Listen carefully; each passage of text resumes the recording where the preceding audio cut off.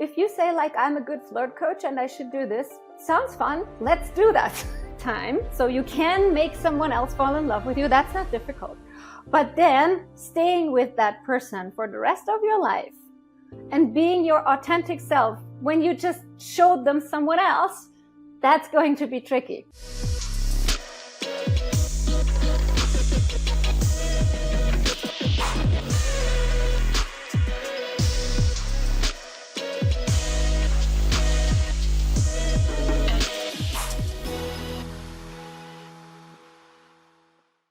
Welcome to Season 2 of our podcast, Meaningful. Marketing, Mentoring, Mattering. With me, Joseph Alcantara. This season, we'll hear from inspiring experts who are continuously thriving while making meaningful breakthroughs in their careers, advocacies, and personal lives. Before we dive in, please don't forget to hit the subscribe button and notification bell so you're always updated every time we have a new video or new episode. Today, we are very much honored to have with us Tina Englisch. Affectionately known as Dr. Love, Tina has transformed from Austria's first relationship coach into a dream mentor, guiding people to create lives filled with love, joy, and fulfillment. Her journey is a testament to resilience, empowerment, and integration of ancient wisdom with modern techniques. Let's dive into her remarkable story and uncover the secrets to living a dream life. Please welcome to the pod, Tina Englisch. Hi, Tina. Hi, it's so nice to be here. Thank you so much for having me. It's a pleasure to dive into that conversation with all of you. Thank you so much for saying yes to begin with. And actually, when I was looking into your profile, I was very intrigued with your story because we have quite a lot of similarities, but at the same time, we have a lot of, should we say, differences in certain aspects of our lives that I would want to dive into today, so that our audience will learn a lot from both our experiences. But before we dive into those details, I'd want to get to know more about you first, and for our audience to also get to know more about you from you. So what's your meaningful life story? Take us back to your origin story, your background, and your lived experience, Tina. Whoa, that's a long story. So I keep it short, I promise. So we are not going to be here tomorrow. So I was kind of growing up in a little bit more difficult circumstances. And I was always looking for, like many of us, making others happy and searching or seeking for love, but outside of me, not inside of me. And one of that journeys, one could say, brought me into professional sports. I was doing snowboard. I was in World Cup. I was quite good. I honestly, I don't want to downgrade. I was really good at that time. And own it. Yes, that's what I'm saying. So just don't downplay that. For me, I thought it was an important race. But then I was going home. I had this goblet next to me and I was like, whoa, if that is happiness, that doesn't feel like I'm happy now. Because I was expecting so much from that. I was thinking that if I win this race, I'm going to be happy. I'm going to have this other level. I'm going to be self-confident and whatever. But I wasn't.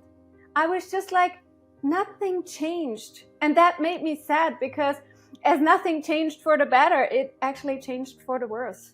Because I realized that that wasn't the way. And I was really giving it a lot of my time and my energy, because if you want to improve yourself in sports, you have to give it a lot.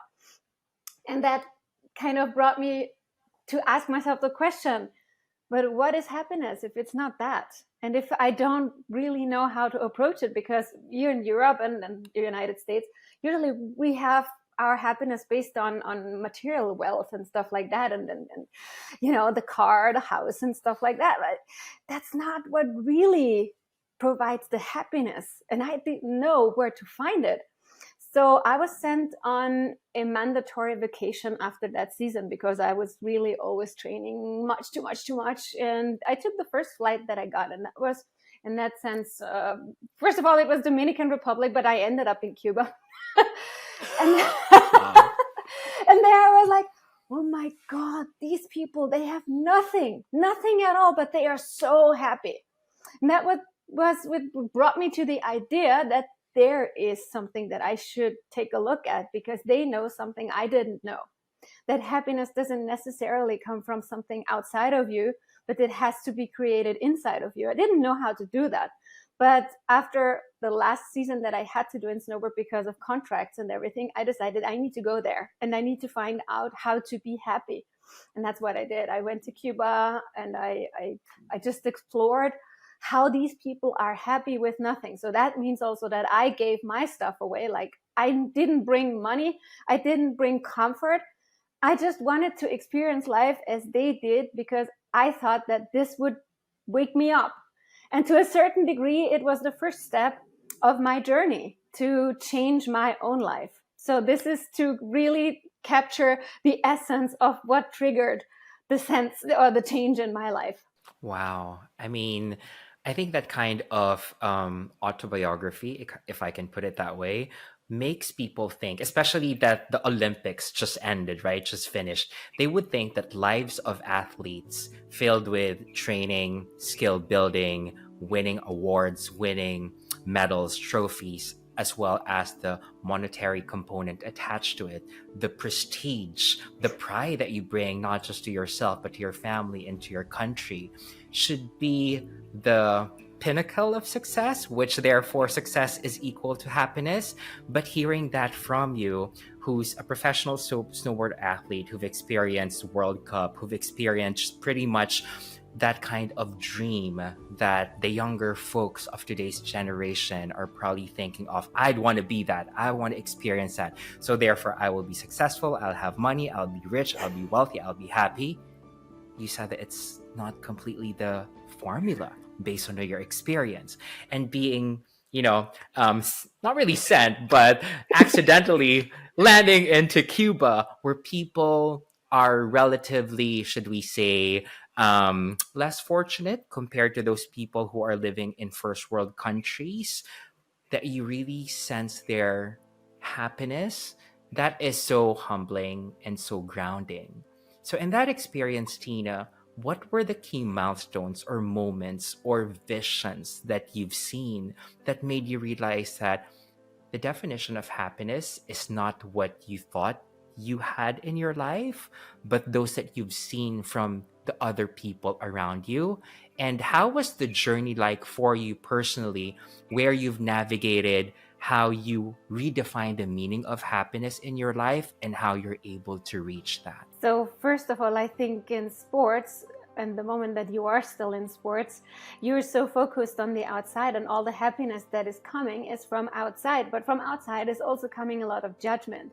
So it's not just the positive, it's the negative. And if you are not having the balance within you that makes you happy, then you're just always torn from left to right, to happy to unhappy, because this person is telling you, you're doing so good. The other person is telling you, oh my God, you really fucked it up. I'm sorry. But to tell you the truth, or you could have done better, or you could have prepared better, or this was not right, or that wasn't right, or you're too, I don't know, you were too skinny, you're too fat, you're too this, you're too that, too much muscles, too less muscles. There's always something that isn't right for everyone. And if you're seeking it from outside, then you can never make them all happy at the same time. It's just not possible. And there will always be, and this is how we humans normally are. We do not just genuinely say, oh, there are so many people happy with me, so I focus on that. No, we go for the 2 people that say we're shit. That's what we do. And then if someone says that's not good about you, then you just look at this. No, I have to be better. I have to be better. And you forget all the great things that you have, that you achieve, and that you are.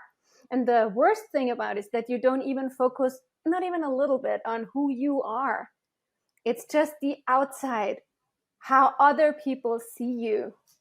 And this cannot make you happy, ever.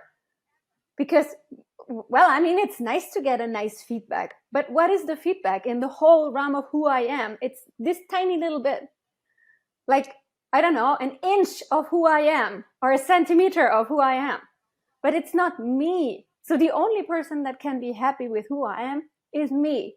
And from there, I can act genuinely based on my personality, on my true self, and on the love that I have to give. And people who are attracted by this, they will love me for who I am, and not just for the 1 centimeter that I'm putting out into their eyes.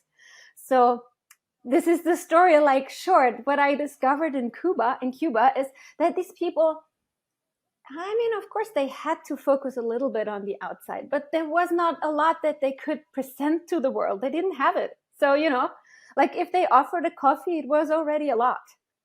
So it's not like the car, the house, the whatever.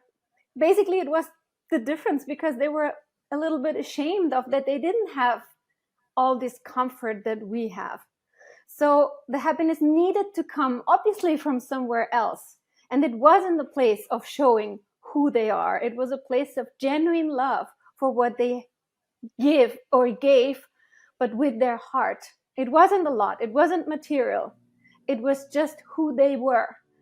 And I don't know if at that time I was able to see it or fully as it is, but the sense, because I was there and I felt it in my heart, and that made the difference. So I wasn't conscious, I wasn't aware 100% of what I experienced there. But what I knew is that led me to way more happiness than everything else that I could own. And this is what I wanted to dive deeper in, and what I did when I was there, just to try to make a little bit more meaning out of who I am. And I have to say that I made it I'm not saying that I made it very simple for me, because the life circumstances were not easy. But on the other hand, being completely where you're not used to be, where people don't know you, makes it easier in the sense because it's easier for you to discover yourself, because no one has expectations. So I made it difficult on one side, a little bit easier maybe on the other side. Completely unconscious, but it happened. I love that. I love that story as well. And that, self-validation within you that you've mentioned, that you need to find it within yourself, inside you, and eventually love that within you. Because I fully agree with that. You should love yourself first before finding a way to give back to others or to extend that love to others. And I think from your story and from your experience, from being a professional athlete to having that life-changing journey, like literally and figuratively, and finding deep inside you what, the love for Tina is all about internally, and giving that back and finding a way to expound and amplify that to the world is really a beautiful gift. How was that journey like from being a professional athlete? Because I'm sure, after being a professional athlete, doing your sabbatical, traveling, and then eventually getting into what Austria knows you for as Dr. Love, right?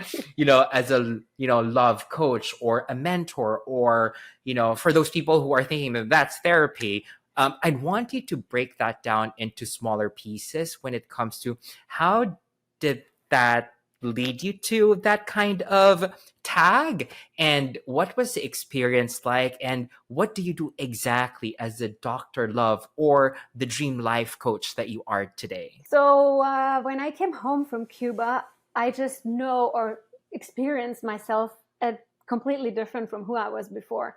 I heard a beautiful metaphor from someone else, and I would like to use it because I loved it so much. She said that when she had her first journey, she came home and people wanted to put her in the same frame where she was before, but she didn't fit in that frame anymore.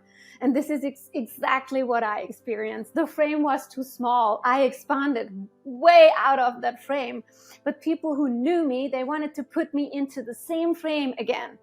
And I didn't fit there anymore. And so I was trying to figure out, how can I make this work now? First for myself. And once I realized that, just let the frame behind and do what you think, and just don't talk about it and let them be, because you can't change who you are, and you don't want to go back for sure, because you have made all these troubles that you went through. So you just stay there for sure. So, and then I was like, I wish other people could have that experience, because when I looked out in the world, I saw so many people and they were so sad. They had so much more than me, but they were so sad. I'm not saying that I had it all together at that time. No, for sure not. but I have made an experience and I have outgrown something that I thought before was important. And I saw a lot of people who have not taken that step yet. So my idea was to help that people open at least, or I don't know, maybe just incend the flame that this is possible for them. Not just, maybe not even doing or helping or doing anything for them, just giving them the idea that there is more to life. And then I was talking to a friend, and you should become a coach. And I was like, okay, what do I have to do to become a coach? So it was really like life led me there. It's not like it was very conscious. It was really like one step to the other. So then I did not one course. I did a lot of courses and programs. Started with one, of course. And then I was like, okay, so now I have an education. What am I going to do with this now? And I was asking others because I had no idea. Where do I start? I mean, by then I was 24 or something. What do you know at that time? And and the other, you're so good at flirting, which probably came because I was in Cuba and people are very open there when it comes to that. And I was like, well, if you say like I'm a good flirt coach and I should do this, sounds fun. Let's do that. And this is basically how it started. It's not like there's this big intuition coming to me. It was other people saying, you're good at this, try that. And I said, like, it sounds fun, let's do it. And I wrote a book about relationships, and it was a funny book. And that made me Austria's first relationship coach. I got to write a column in a dating platform. I got to do a tour with Segafredo Austria, who provided me as Dottore Amore. And that made me kind of, the media was calling me if they needed some expert advice on that, because I was the only one that was officially saying, I'm doing relationships or flirting. So that is how that whole journey started. And to become a Dream Life mentor, I think you asked me that too, right? Mm-hmm. So yes. First I did only singles. From there, I discovered that it's not enough because they become eventually relationship couples, and I was like, they need help there too. So I thought I should integrate the relationships. So that was the second step. And then I was like, it's great to have relationships, but the problem is most of the time not the relationship, but the single person. So I was thinking maybe I should go and put this together but still focus a little bit more on the individual. And from there, I was like, it's like an evolution. I discovered that if people are not truly happy with themselves, they still, even though they opened up a little bit, they still try to find the happiness in the partner. And so I decided that the first step to great relationships is to make yourself happy. And how can you make yourself happy other than by creating your dream life? So once you have that life together, or at least most of it, and you find your partner, then you have the chance to really thrive together. And this is why the Dream Life Mentor came up, not only because I wanted to help others, but because myself, I grow as well. I grow every day. And at some point I realized, just a short story, because I became paralyzed at one point of my life. And at that moment, I realized that I did a lot, but I didn't yet have my dream life. And that I still have to take more steps, and I have to let go way more of things that I thought I had already let go. So after I just dropped it all and said, like, I don't care what other people say. I don't even care what I think. I just do what makes me happy. And after that, I realized that life is completely different from it was before. And that is what made me a Dream Life Mentor, because I think this is, from there, you can take it everywhere, no matter where it is. I love the evolution of your story, Tina. And I can really sense how happy and fulfilled you are with what you're doing in terms of sharing yourself, sharing your skills, sharing your expertise, and giving back to the world by helping others. So let's dive deeper let's start with the relationship, and then let's start with the dream life, because I was so interested when you've mentioned about, the relationship coaching, right? First, what's inside you based on the feedback that you've received when people say, hey, you're kind of good at flirting. And then probably people were like thinking, how can I learn from that? Because let's be honest, those life skills which are very important, are not being taught in school, right? Let's be very honest. There's no handbook to that, right? And then after you graduate in school, you're very much on your own. You're puzzled. You wouldn't know exactly what to do. And then, dating or getting into relationships or partnership is something that in your early adult life, most of the people would want to get into without any guidance or, hacks or tips and tricks. Then we will all scramble, right? So you learn to validate from yourself what you're good at, and then what you're willing to share to the world. And then lastly, what value others would have from it. That's why I think that kind of model became very successful, right? So from my side, say, for example, back in 2016, when I first met my then boyfriend, now husband, we were Tinder couples.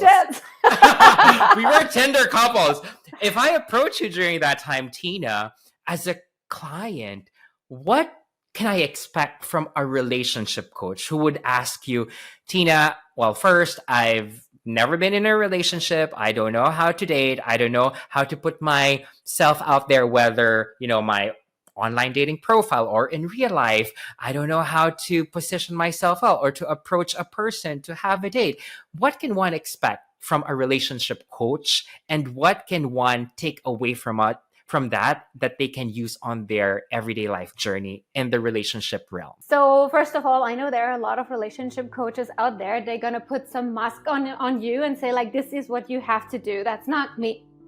Because I believe that you can do that for a limited time. So you can make someone else fall in love with you. That's not difficult. But then staying with that person for the rest of your life and being your authentic self when you just showed them someone else, that's going to be tricky. So I am trying to just focus on who the person is at that time. If there is any obstacles to relationship, then we would try to remove these obstacles before. And then I would try to help these people create their profile, but based on who they are and not putting on something that they are not. Because in fact, the partner that wants to be with you because of you. And this is your unique self that will attract them, and not the one true or right sentence that you say, because that doesn't exist. For your partner, for the person that you need in your life, you want to attract in your life, that loves you for who you are, your sentence will be the right, and it doesn't matter what sentence that is. And if it's just, hello, how are you? And your partner finds you cute, that's okay. And if they don't find you cute, it doesn't matter which great pickup sentence you have, they just don't find you cute. That's what it is. And we have to let go. And this is another thing that I try to transmit to my clients. We have to let go of all that thinking, all the thing that run behind in our head and that basically just gets us into no action. Just let it go. Just be who you are. Don't think. Don't overthink it. Dating is fun, for the first thing. And if you don't have fun, the whole process is meaningless, because it takes a long time to get to marriage. It's not going to happen overnight. So from the first date until the marriage, you need to have fun. Otherwise, marriage is not coming.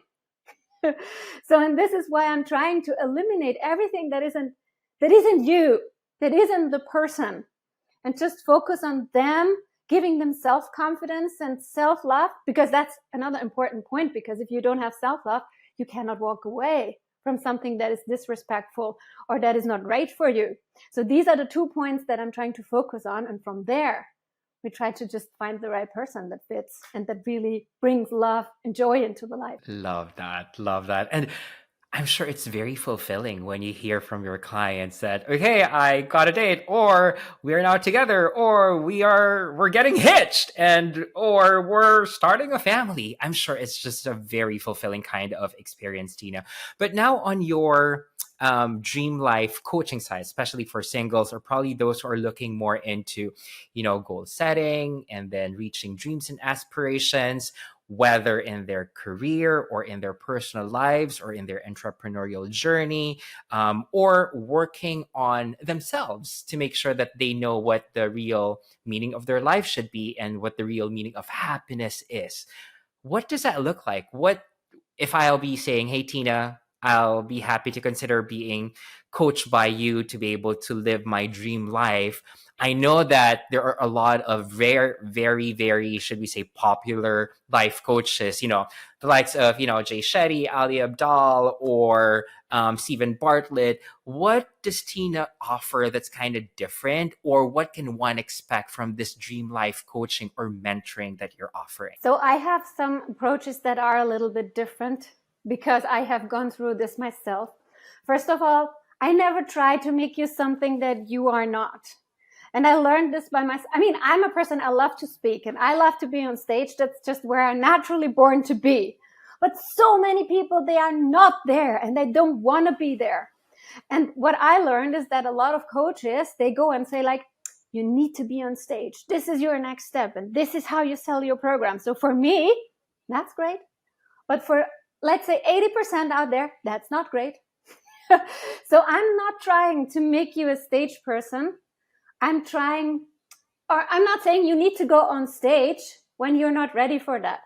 What I try is that through my coaching, whether you become a stage person and it makes you feel natural to do that, and then you should do it, or we try to find other possibilities that will bring you to success. Because I believe that everything that you do in business, it should be coming from your inside. So you can never, it's the same like when you ask for 50 euros or for 500 euros for a coaching session. If you inside of yourself feel you're worth 50 euros and you ask for 500, you're not going to get it because it's not inside of you. Because you, for whatever reason, think that your value isn't 500. But someone told you you need to ask for 500 and that's a problem. So what I feel, and this is like the good example, I need to bring you to the mindset that 500 is right for you. And then you can ask it authentically. So, and I feel this is very important that we find a way that is coming from your inside and not because others have done it this way and it worked. Yes, of course, they have done it that way, but it was them and not you. And if you are different, for example, if you're an introvert, this strategy that an extrovert did might not work for you. So we have to adapt it to who you are, what you feel comfortable with, and work from there. And from there, by step expanding the sustainable pain zone, because it's not comfortable, so it's not a comfort zone.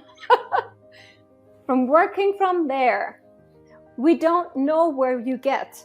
Maybe you are going to be the best speaker ever, but it has to come from your inside.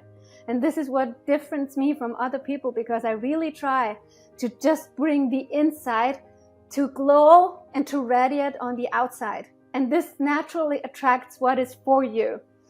And you don't have to fit into any concept of anyone, because what the difference is for your success is that you live through you, because it's the only thing that makes you happy. You're only going to be happy if you can bring your inside to glow on the outside. Every other thing is not you, and it doesn't make you happy. Yeah, this is basically my concept. That is great. That is great, Tina. So I think for those people, let's backtrack, who may probably not be very familiar with the realm or world of coaching or mentorship or advising or even therapy today, especially those who are just relatively younger, right? Or who haven't really evolved in terms of thinking that they need to find themselves, have peace, do their life planning.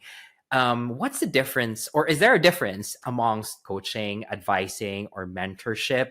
And for someone who's probably, who just finished university, or those who are already in their, first job, or those already mid-managers or executives, how can they take advantage, or can they really gain from getting into a coaching or a mentorship advising, so that they can live their lives in a more meaningful way and they can be guided towards their journey? Well, I think that my personal advice is that at some point everyone should get a coach or a mentor or something like this, because it's so valuable if they take this pain of finding it out yourself all on your own. yourself. It's just, and for some things, I mean, especially if it's about trauma and things that is from your past, it's so difficult, and maybe it's impossible to find it for yourself. For example, if I would now have a problem, encounter a problem, I'm immediately going to a coach. I carried this thing for approximately, I don't know, 40 years. Oh my God, if I didn't find it by now, how big is the chance that I'm going to find it tomorrow, And I want to shorten this process also, because I personally, I think that every day that I live with a little bit of suffering is a day lost. So I would embrace this opportunity. And a coach is usually someone who is not just guiding you, but is helping you to transform by asking questions, by give you processes, by give you structures that help you grow. The mentor is also helping you growing, but more through offering guidance. So that's not exactly the same, because they're most of the time not really trying to change your brain. They're just telling you some strategies that work, but you decide. The coach that is really like going also with on tough love with you, because sometimes that is what is needed. So the coach, hopefully, if it's a good one, they just give you what you need, not only just saying it's all good. It's not always good. And sometimes you need a little bit of a punch, so it will be good at the end. So basically, I think if you have the chance, and if not, then try to make it happen from the first day when you got out of school, of university.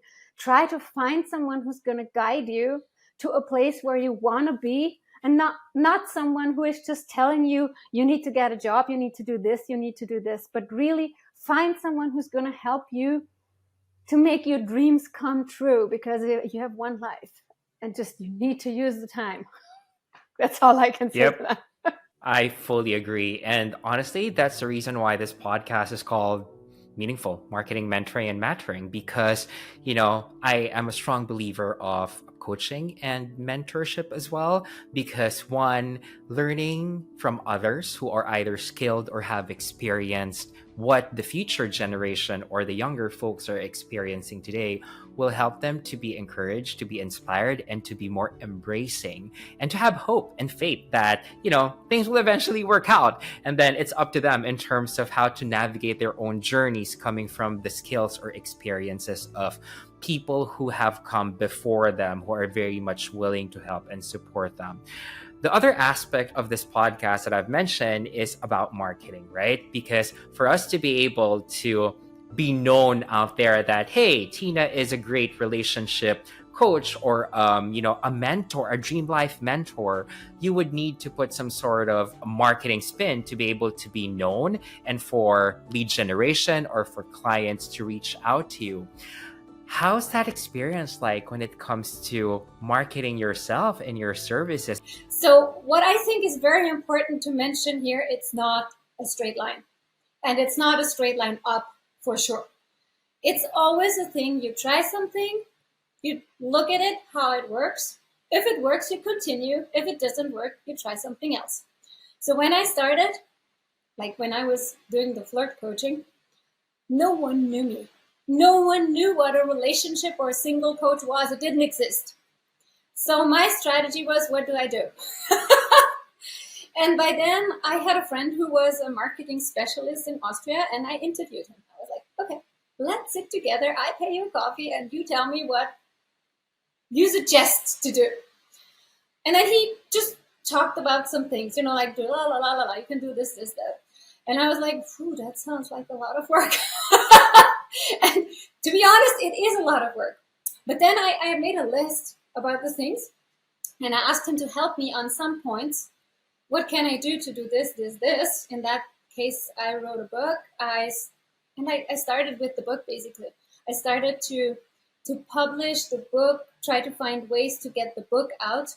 And just because I wrote the book, I got this column to write the column for this dating platform, which was the biggest in Austria by then. And that, because I offered in the first year to do it for free, just to get the reach.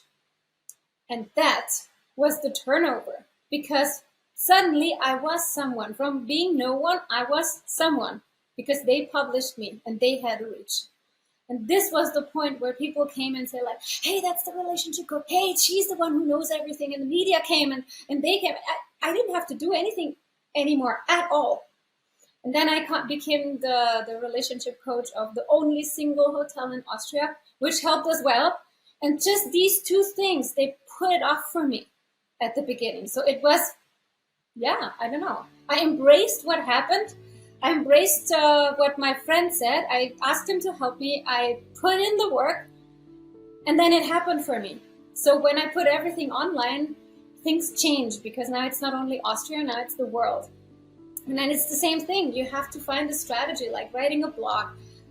It has to come from you. I love writing. So for me, writing is a good tool, but I know that nowadays writing is slow. So video is, it's what it is. Video is better. Fortunately, I talk too, and I like to.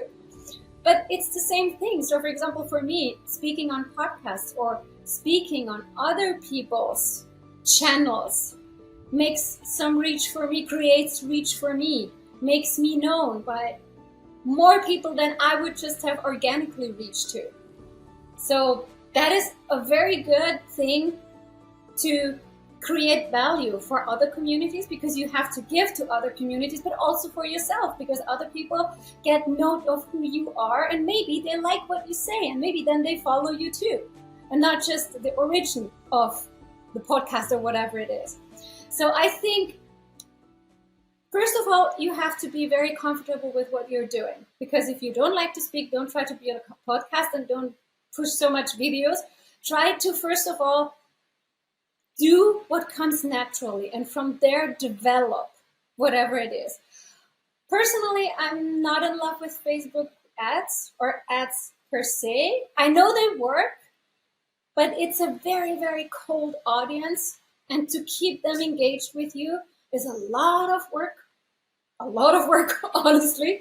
It can work, but it's, to me, I personally enjoy organic and enjoy that people come to me because they like me and not because I paid Facebook to do it, which doesn't mean that I don't do it. It just means I do it strategically. Well, those are great marketing tips, especially for those who would probably be, in the same field or would want to start on that field, wherein you first seek the expertise of an expert. You reach out to someone who knows marketing. And I think that's very important for folks to realize right now that there's no shortcut. You need to have someone who really truly understands the field that you would want to get yourself into.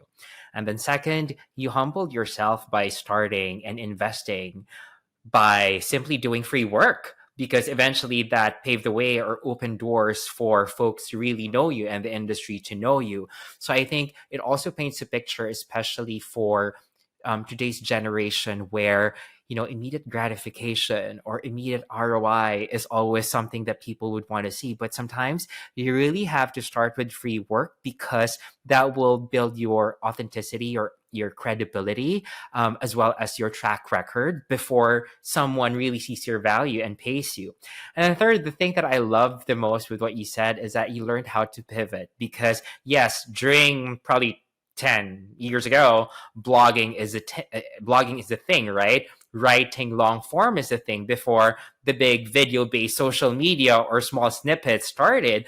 But then again, now you're not closing your doors to that. You're finding ways to be able to find ways to reach out to other people by kind of changing or pivoting your approach as well, which I think is a good example for people to realize that we shouldn't be set in our own ways. We should always look at what's out there and always find ways that will make us relevant. Tina, last couple of questions. Well, first would be, because since I have you now, I learned a lot from you, and I'm sure that the audience would want to hear more tips from you, especially within the realm of transforming their lives within the context of achieving their dream life or getting into that beautiful relationship in the future with a partner.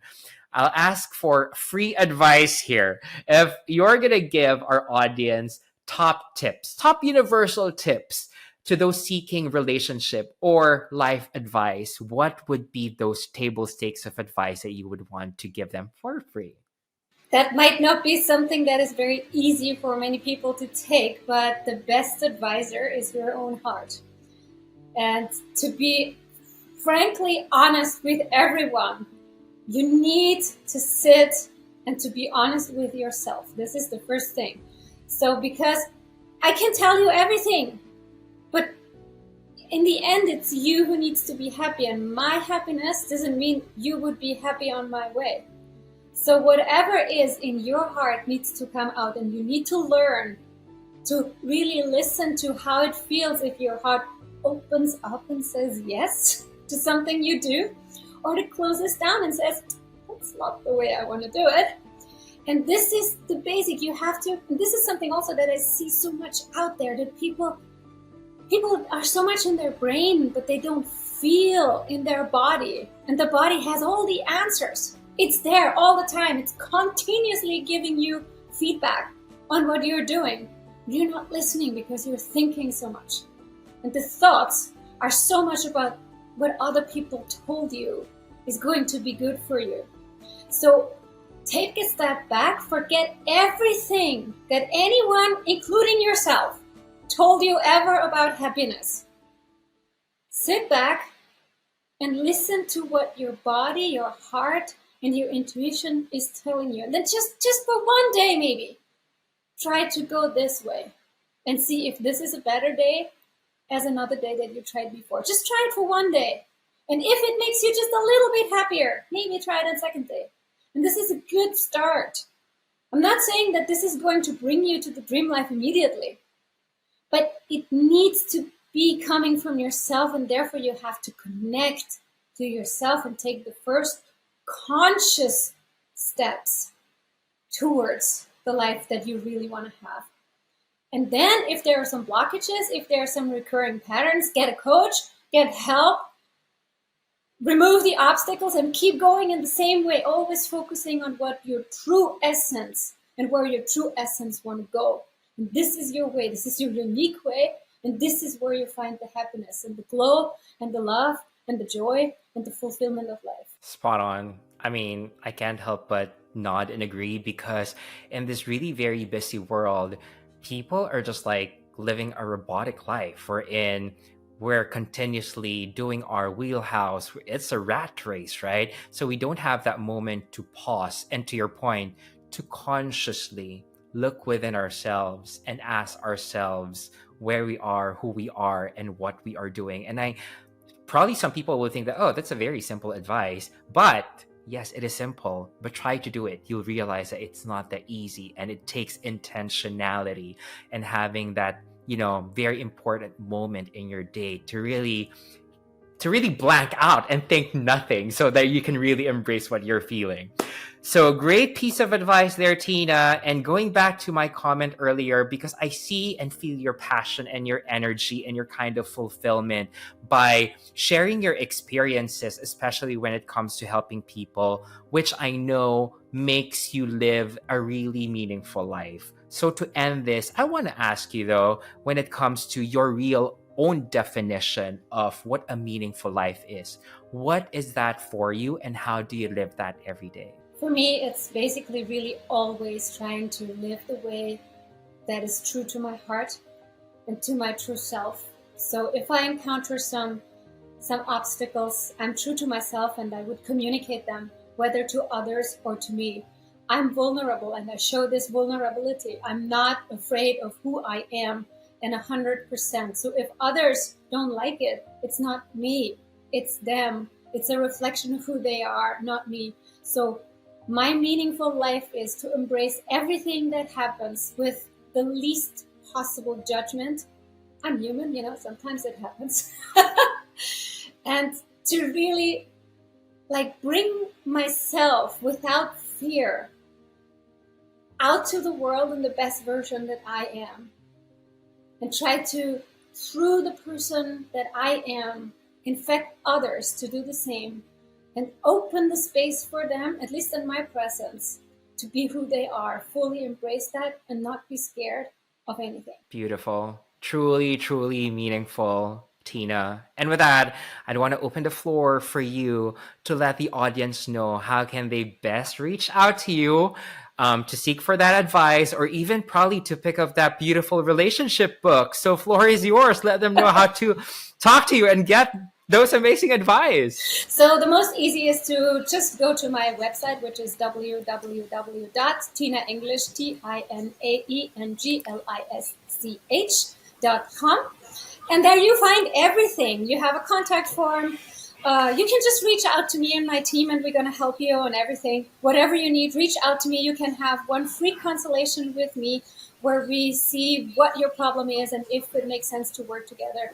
We have courses there. We have a book there.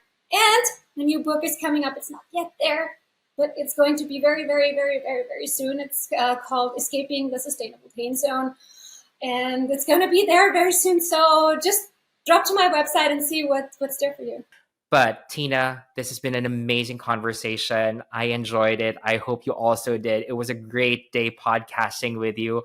And thank you so much for the gift that you've given to the audience today, and continue shining and living a meaningful life. Thank you, Tina. Thank you very much for having me. It was an honor. Pleasure to be here.